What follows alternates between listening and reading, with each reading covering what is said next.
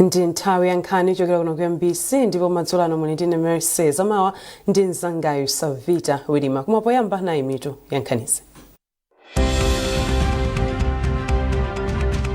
Boma lati ndilodzipereka poonetsetsa kuti ufulu wachibadwidwe ukulemekezedwa pamalo a ntchito komanso malo a bizinesi.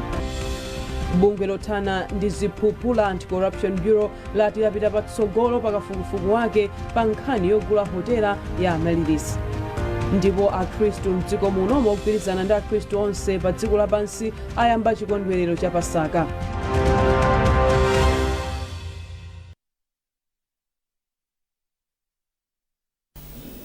Tsopano nkhanizi mwatsatanitsatani.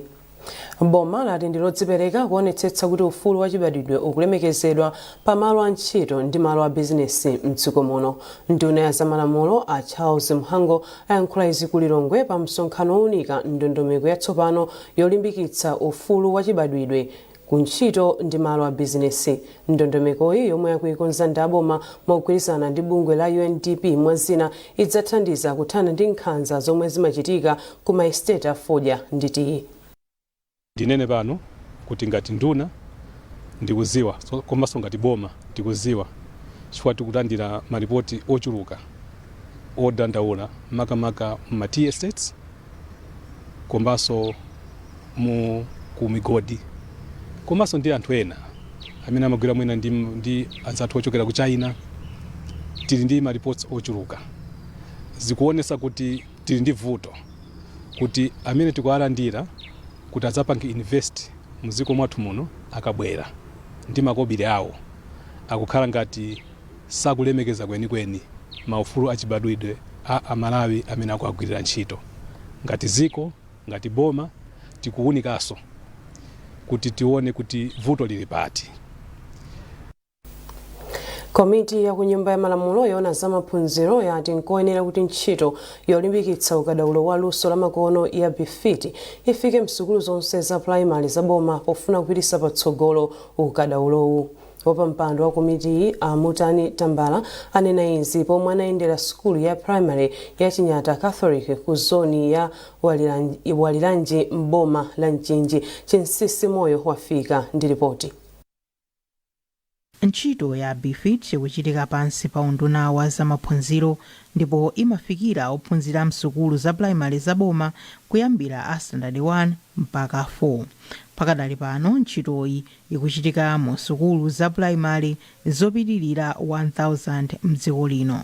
Komiti ya kunyumba ya malamulo yoona zamaphunziro inayendera sukulu ya Chinyati yomwe ikupindula ndi BFIT pofuna kuona momwe ntchitoyi ikuyendera. Wapampando wa komiti Mutani Tambala anatsindika zakufunika kuti BFIT ifike msukulu zonse za primary za boma. Project iyo kuno tayiona kuti ili bwino ikuthandiza chifukwa ikungwa konzekeresana kuti aphunzitsi akalowana mklasi anaja akapange chani. Ndiye mwana aliyense akumapangidwa asesi paikha chimene chili chinthu chabwino chifukwa osangoti zagulu koma akumapangidwa asesi paikha chifukwa mwana aliyense akumakhala kuti wanyamula tablet yake. Ndiye tablet ija ikumanenaso mastepe mwanayo mene nzeru zake zikuyendera ni mmene so tablet iyo mmene amapangira. Mphunzitsi wamkulu wa sukuluyi Teresa Sathawa wati kuchita maphunziro kugwiritsa ntchito njira za internet kwachepetsa chiwerengero cha ana ojomba ku sukulu komanso kuchititsa kuti anawa azitsata maphunziro ndi chidwi chonse. Ana ambiri amangokusambuza ena amakhalakhala koma itangobwera programu iyi chiwerengero cha ana chinakwera pa sukulu pano. Poyamba isanabwere project iyi tinali ndi ana 651 to 4 koma panopa ana athu chiwerengero chakwera chafika pa 814. Pakadali pano mmodzi mwa akuluakulu a BFIT Rabson Madi wati iwo ali ndi malingaliro owonjezera sukulu zomwe ntchitoyi ikuchitikamo. Ntchito imene ili maboma onse a dziko lino ndipo tikamakamba za maboma onse a dziko lino kama za maboma amene timati ma education districts ndipo ndi 34. So 1089 schools amene tafika kale ali maujeni amenewa. Kuteroko ndiye kuti tukamba even ma constituency ina iliyonse kuli BEFIT program. So nkhani ndiona kuti kuchokera pamene pasopano tikuena tifikire sukulu ina iliyonse chifukwa target ya BEFIT ndifikira sukulu zonse za primary kuno ku Malawi. Kuchokera mu January 2023 kufika mu December 2025 zipangizo zogwiritsa ntchito intaneti ndi zina zopitirira 166,000 ndi zomwe azigawa mu sukulu za primary zomwe zapindulira ophunzira opitirira 689,000. Chinsisi Moyo, MBC Lilongwe. Bungwe lothana ndi katangale ndi ziphuphu la Anti-Corruption Bureau ACB lati lapita patsogolo pakafukufuku ake pa nkhani yogula hotela ya Malilisi ndi bungwe la Public Service Pension Trust Fund. Ogwirizira udindo wamkulu wa bungwe la ACB Gabriel Chembezi atsimikiza izi. Malinga ndi chikalata chomwe atulutsa pamodzi ndi apolisi pa 16 March 2026 bungwe la ACB linatsegulanso kafukufuku okhudza katangale pakugula pa hotelayi kuchokera kwa Yusuf Investments Limited YIL. Chikalatachi chafotokozanso momveka bwino zomwe zinalepheretsa kugulitsa kwina pamene kafukufuku akupitirira. Bungwe la ACB linapereka chiletso cha ndalama ziwiri za 38.5 billion kwacha yomwe kale idaletsedwa ndi Financial Intelligence Authority kuchokera ku akaunti ya YIL ndi 38 billion yoyima ndalama zomwe zatsala pa hotelayi. Ngati njira imodzi yothetsera vuto la ntchito za migodi zosavomerezeka kuzembetsa miyala ya mtengo wapatali, boma kudzera mu komiti ya nduna zosiyanasiyana yakhazikitsa komiti yomwe ili ndi nthumwi zochokera ku nthambi zachitetezo komanso maunduna a boma. Izi zadzakamba kakuchuluka ka chiwerengero cha anthu ochita za migodi mosatsata malamulo. Tili ndi zambiri mu ripoti ili la Themba Mwale. Izi zikutsatira ndi zomwe adalamula President Professor Arthur Peter Mutharika pa 21 October 2025 poletsa kugulitsa kunja kwa dziko lino miyala ya mtengo wapatali komanso lamulo la boma loletsa kupereka ziphaso zokumbira miyala ya mtengo wapataliyi. Namalomba wati chitetezo komanso chuma cha dziko lino zili pa chiopsezo chachikulu kamba ka mchitidwe wokumba miyala ya mtengo wapatali mosatsata malamulo. Iye wati mchitidwewu umabwezeretsa mbuyo chitukuko cha dziko kudzera ku chuma chongotayika, kufoka kwa malamulo a dziko, kuwonongeka kwa chilengedwe ndi kulimbikitsa mchitidwe wophwanya malamulo. Pofuna kuthana ndi mavutowa, boma lakhazikitsa komiti yapadera yothana ndi mchitidwe wokumba ndi kuzembetsa miyalayi yomwe ili ndi nthambi ndi maunduna a boma monga asilikali, apolisi, nthambi ya National Intelligence Service, nthambi za migodi, unduna wa zachilungamo, nthambi za ndende ndi nthambi yoyendetsa milandu ya boma. Komiti iyi yapatsidwa mphamvu yogwiritsa ntchito malamulo onse oyenerera kuti ithane mwamphamvu ndi mchitidwe uliwonse wokumba ndi kuzembetsa miyala ya mtengo wapatali mdziko muno. Pakadali pano boma lalangiza anthu onse mdziko muno omwe akukhudzidwa ndi mchitidwe wokumba miyala mosatsata malamulo malo onse kuphatikizapo malo otetezeka ndi malo omwe ndiofunika pa chilengedwe kuti alekeretu. Anamalomba ati yemwe anyozere lamuloli alandira chilango kudzera ku komitiyi molingana ndi malamulo a dziko lino. Pofuna kusintha maganizo a anthu pa anthu aulumali, bungwe la Women and Girls with Disabilities lapempha atu Nkhani mdziko muno kuti azilemba nkhani mokomera aliyense komanso molemekeza ufulu wa anthu aulumali.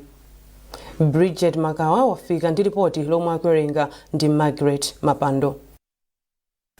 Polankhula pa maphunziro a Nkhani omwe anachitikira mu mzinda wa Lilongwe, mkulu woyang'anira ntchitoyi a Bridget Phiri watsindika kuti Nkhani ali ndi mphamvu zazikulu zotetsa tsankho lomwe amayi komanso atsikana aulumali amakumana nalo ku Malawi. Phiri ali pakali pano madera ambiri muli zikhulupiriro zomwe zimapangitsa kuti amayi komanso atsikana aulumali azikhala mosamasuka, zomwenso zimapangitsa kuti asamabwere poyera kuti azionetsa momwe amakhalira moyo wawo wa tsiku ndi tsiku. Ife tinoona kuti pakhale maphunziro amene ife takhala tikuona ndi kafukufuku amene takhala tikupanga komanso zinthu zomwe takhala tikupanga ngati bungwe la logwira ntchito ndi azimayi ndi atsikana ulumali. Nthawi zambiri a media akamapanga report pena amapezeka kuti language ikusiyana kapena ikupanga promote mwina mchitidwe osakhala bwino kapena just timapa chizungu timati it's not inclusive. Ndiye tinaona kuti training imene itiipange. Maphunzirowa apindula kwambiri atolankhani omwe anavomereza kuti akhala akulakwitsa mbuyomo pomwe amagwira ntchito zawo. A Joseph Mazizi, mtolankhani wa pawailesi wa Capital FM, anati maphunzirowa anali ofunika kwambiri chifukwa athetsa mchitidwe omwe ulipo mnyumba zofalitsa nkhani. Maphunzirowa ndi ofunikira kwambiri kwa ife ngati olemba nkhani, kuganizira kuti tikamalemba nkhani pali zinthu zambiri zimene zimachitika, anthu amatidalira, amatikhulupirira, komanso ndife anthu amene timalankhulira anthu ambiri. Nawo timapezeka kuti chifukwa chokuti tilibe ukatswiri kapena ukachenjede wa zinthu zina, timalemba zinthu ife tikuona ngati tikukhoza kapena tinazolowera kugwiritsa ntchito mawu amenewo, koma ali mawu olakwika amene aliwo tikumwinanso tikupondereza kapena kusokoneza ufulu wa anthu ena. Ndiye panali pofunikira ndithu kumakhala ndi maphunziro ngati awawa. Maphunziro awa anali ofunikira ndipo ofunika ndithu atolankhani ambiri ataphunzitsidwa mu maluso ngati amenewo kuti tikhale ndi luso kapena kamvetsetsedwe ka zinthu zokhudza maulumali. Projekiti ya Empower Her anayikhazikitsa m'madera Area 23, Kauma komanso Senti mu mzinda wa Lilongwe. Cholinga chake ndikuonetsetsa kuti nkhani zomwe zikukhudza amayi ndi atsikana aulumali makamaka pa nkhani zachitetezo ku nkhaza komanso ufulu wa zaumoyo zikuyankhidwa moyenera. Mukuonera nkhani kuchokera kuno ku MBC ndipo madzulo ano muli ndine Mercy Zamawa ndi msangayo Savita Wilima. Tentonenso mitu ya nkhanizi.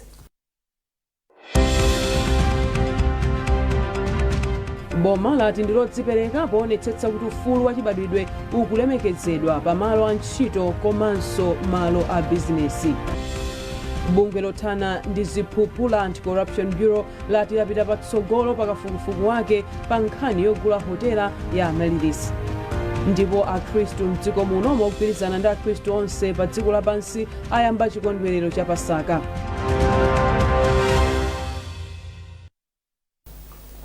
Tikupitirira ndi nkhani zathu.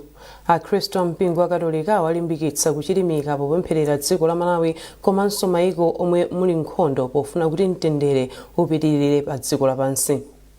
Mmodzi mwa ansembe a mpingo wa Maula Parish mu Diocese ya Lilongwe, Bambo Peter Makina, ndiwo apereka pempholi pomwe akhristu ampingowu anayendera njira ya mtanda ku Lilongwe. Catherine Banda ndi Madalitso Mhango anali komweko ndipo afika ndi ripoti. Njira ya mtanda yomwe inachitika pa mpingo wa Katolika wa Maula mu Archdiocese ya Lilongwe inayambira pakachisi wa Maula kudutsa msewu wa John Chilembwe kukafika mu msewu wa Mzimba ndipo inakathalanso pakachisi wa Maula mu mzindawu. Pa ulendowu akhristu ampingowu anali kuyimba komanso kupemphera. Mmodzi mwa ansembe pa mpingowu, Bambo Peter Makina, anati njira ya mtanda ndiyofunika kwambiri kwa akhristu akatolika pomwe mwazina amakhala akulingalira za moyo wawo komanso nyengo ya Lenti. Bambo Makina atinso akhristu ayenera kuchilimika kupemphererana wina ndi mnzake, kupempherera dziko komanso kusunga bata.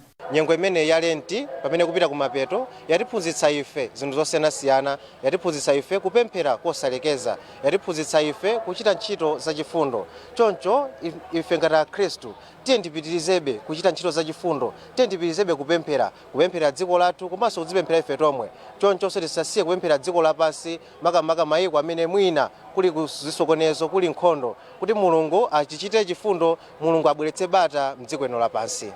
Potilirapo ndemanga, mmodzi mwa ansembe apa mpingowu, Bambo Aseni Atakuli Tume, atsindika kufunika kokhala ndi nthawi yolingalira za moyo wa Chikhristu komanso kufunika kwa njira ya mtanda kwa akhristu akatolika.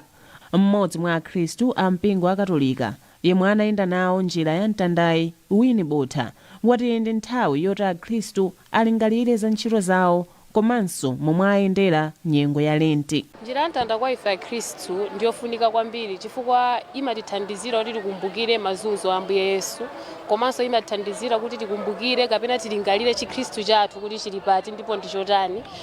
Njira ya mtanda yomweyi imatithandiziranso kuti tikumbukire kuti munyengo ya lenti yomwe ikuthayi tapanga nawo zofunikira zomwe Ambuye Yesu amayembekezera kuti tipange, monga kuthandiza anzathu ovutika, kuyendera odwala, kuyendera andende kumene. Chaka chilichonse akhristu pa dziko lapansi amakumbukira nyengo ya Pasaka yomwe amakhala akukumbukira imfa, mazunzo ndi kuuka kwa Ambuye Yesu.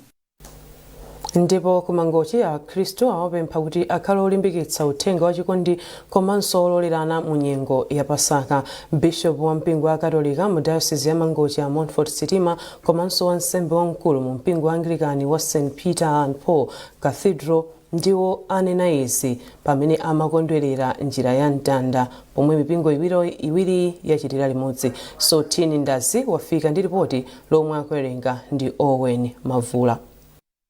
Mboma la Mangochi mapemphero a njira ya mtanda ayambira pa mpingo wa Katolika wa St Augustine pomwe akhristu a mpingowu komanso Anglican anasonkhana mwaunyinji ngati njira imodzi yokumbukira mazunzo a Ambuye Yesu. Motsogozedwa ndi Bishop wa mpingo wa Katolika Montfort Sitima komanso wansembe wamkulu ku mpingo wa St Peter and Paul Anglican Canon Grant Tebulo, akhristuwa anaenda ulendo wa mtunda wautali kukafika ku mpingo wa Anglican wa St Peter and Paul ku Mpondasi komwe kunathera mapemphero onse. Mawu ake Canon Grant Tebulo walimbikitsa akhristu ndi anthu onse kuti agwiritse ntchito nyengoyi polimbikitsa umodzi monga momwe Khristu anachitira. Ngati akhristu lero timanena kuti ndifano okondwera komanso ndi anthu amene timayadira chifena kuti ndi tsiku la chiwombolo chathu, chipulumutso chathu chaperekedwa ku tsiku la lero. Kutero njira ya mtanda imatikumbutsa zikuluzikulu ngati zimenezo kuti ndi tsiku limene ife timakumbukira mazunzo komanso kulandira chipulumutso pa dziko lapansi. Ndipo umu ndi momwe akulankhulira akhristu ena omwe anachita nawo mapemphero a njira ya mtandayi. Tikaonetsetsa Mulungu ife chikondi chake anationetsera potipatsa mwana wake mmodzi yekha kudzatipulumutsa pa dziko lapansi. Kwa njira ya mtanda imene imatikumbutsa mazunzo amene anakumana nawo Ambuye Yesu pa dziko lapansi. Ndipo chifukwa chimenecho ife timayenera kutsatana nawo umodzi nthawi ino imene timakumbukira imfa yawo imene anakumbukira pa dziko lapansi pano. Mu dongosolo la ulendo wa mapemphero a njira ya mtanda, akhristu amachita mapemphero modzipereka malo okwana 14 pokumbukira mazunzo omwe Yesu Khristu anakumana nawo asanamupachike pa mtanda mnyengo ya Pasaka. Phungu wa ku nyumba ya malamulo oyimira dera la kumpoto kwa boma la Rumpi Ajab Muhango ati njira ya mtanda chikhale chitsanzo cha utsogoleri odzipereka m'magulu osiyanasiyana pomwe akutumikira Malawi. Muhango omwenso ndi nduna ya zamtengatenga ndi zomangamanga ayankhula izi atayenda nawo njira ya mtanda pamodzi ndi akhristu akunchenachena m'boma la Rumpi. Musase Cheyo wafika ndi ripoti. Mwambo wa njira ya mtanda womwe mipingo ya Katolika ndi Anglican achitira limodzi kunchenachena m'boma la Rumpi unayambira pa kachisi wa St George wa Anglican mpaka ku kachisi wa St Gabriel wa Katolika mderalo. Akhristu kuphatikizapo phungu wa derali Ajabi Muhango anatenga nawo mbali ponyamula mtanda. Poyankhula pa mapeto pa mwambowu a Muhango omwenso ndi nduna ya zamtengatenga ndi zomangamanga komanso wachiwiri kwa mtsogoleri wa chipani cha DPP ku chigawo cha kumpoto anati ichi chikhale chikumbutso pa utsogoleri otumikira anthu. Aliyense payeka maudindo osiyana kuti tenge udindo otumikira anthu athu amene amatika mmipandoyi ndi choona kwatumikira mchilungamo kwatumikira ndi mtima wathu yonse chifukwa pakutapa tsiku anthu awa tikakhalisa tumene bwino amakhala kudandaula. Ndi apresident amatilimbikitsa Profesa Peter Mutharika kuti atumikira anthu athu mchoona nthawi zonse. Kumbali yawo Bambo Isaac Katumbi a Diocese ya Mzuzu ya mpingo wa Katolika anati akhristu akuyenera akhale opemphera moonadi. Ulendo omwe tayendawo unali wautali ndithu otopetsa pasatope thupi chabe komanso titopenso moyo wathu wa machimo. Tisauke nawo Ambuye Yesu mazunzowa atisunthe mtima atisinthenso zochitika kuti ambe kuwatsata Ambuye Yesu monga iwo akufunira kuti mukhale oyera mtima monga Atate alili oyera mtima. mwambowu umachitika ngati njira imodzi yokumbukira mazunzo omwe Yesu Khristu anakumana nawo pomwe ankapita naye kukampachika pa mtanda. Msasecheyo, MBC Rumbi. Polisi ya Ndilande yalangiza oyendetsa galimoto kuti apewe mchiridwe onyamula anthu galimoto zogulitsira zinthu chifukwa izi zimayika miyoyo yawo pa chiopsezo. Tili ndi zambiri mu ripoti ili. Cholinga cha ndondomekozi ndikuonetsetsa kuti anthu ndi otetezeka mu nyengo ino pomwe anthu amakhala ndi maulendo ochuluka kuphatikizapo opita ku malo azokopa alendo komanso amachita misonkhano yosiyanasiyana. Apolisiwa ati akuonetsetsa kuti oyendetsa galimoto sakuthamanga moposa muyeso, sakunyamula anthu ochuluka kapenanso kuwakweza ku bode, komanso oyenda pansi akuoloka pa msewu mogwiritsa ntchito malo omwe ndi oyenerera. Oyendetsa njinga akuvala zinthu zowateteza komanso kupewa kuyendetsa galimoto ataledzera mwazina. Ronald Kasambala ndi mmodzi wa akuluakulu oona zapansewu ku polisi ya Ndilande. Monga nthawi ya Easter ino takonzekera ma patrols amene tikupanga day and night. Maso mnyengo imeneyi tikulangiza anthu kuti asayendese magalimoto monga ma open vehicles kunyamuliramo anthu. Fa nthawi zina kumakhala zisangala zoti amatha kunyamula anthu kumapita nawo madera osiyanasiyana. Pa nthawi imeneyi tikulangiza anthu kuti ma open vehicles asamanyamuliremo anthu. Fa ngozi zimene zimachitika mwene munthu akakhala magalimoto ngati malole chanjani zimakhala ngozi zazikulu. Tikupanga advise anthu kuti nthawi imeneyi aziyendesa magalimoto monga macosta, azipanga hayala macosta kapena ma minibuses kuti they can be safe anthu nthawi imeneyi. Kuphatikiza apa mneneri wa polisi ya Ndilande Chebisa Mulimbika wati apolisi akuyendera malo osiyanasiyana mtownship ya Ndilande komanso akulangiza anthu kuti asachoke mnyumba zawo osasiya anthu oyang'anira. Nyengo imeneyi ya Easter ndipo ndi holiday, anthu ambiri ndithu tikhala tili m'makomo mwathu ndi mabanja athu. Ena ndithu tikhoza kuchoka ndithu kukaona ndithu kuti tikapanga bwanji maholiday mwathu.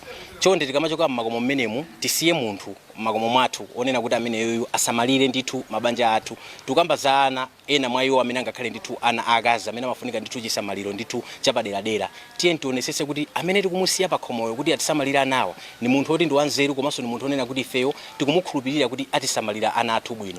Komanso tionesese ndithu kunena kuti chitetezo cha pakhomo pathu chili bwino ndithu tionesese ndithu kuti tikhoza kusiyapo munthu onena kuti iyeyo akhoza ndithu kuimba foni ndithu kuno ku polisi kuti ife nkuthamangira kumeneko kapena ndithu kukuwa ndithu kuti maneba nkubwera nkuzatetezera ndithu khomo limene lija ife tisanafike kumeneko. Miyezi itatu ya mchaka cha 2026 polisi ya Ndilande yati yachepetsa milandu komanso ngozi zapansewu ndi 11%. Kuchokera mu mzinda wa Blantyre ndine Simeon Boyce.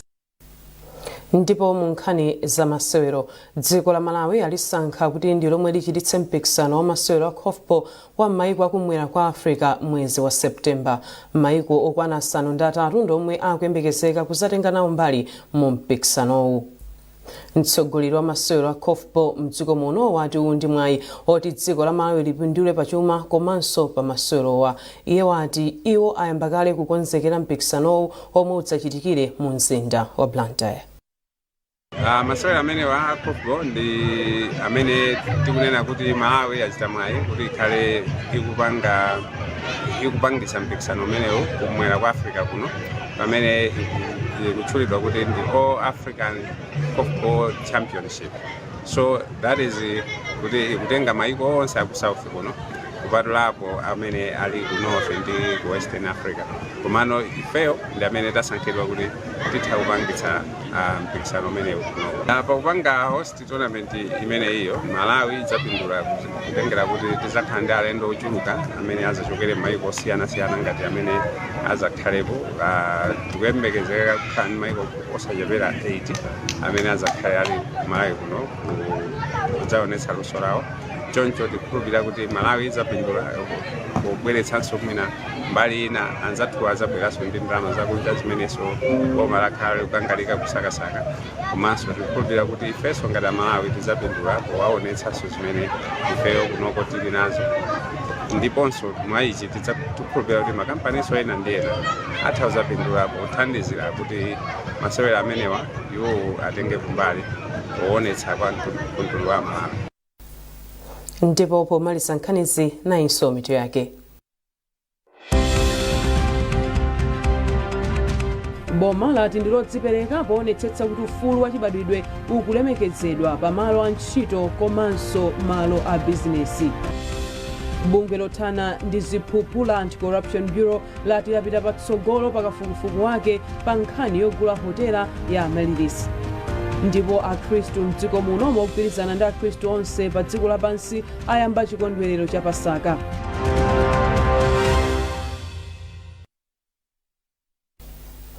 Pezani nkhanizi ndi zina zambiri popita pa mbc.mw kapena mbc digital pa Facebook, Instagram komanso X. Munali ndi Mercedes Amawa ndi mzangayu Savita Wilima, tikufunirani usiku opambana.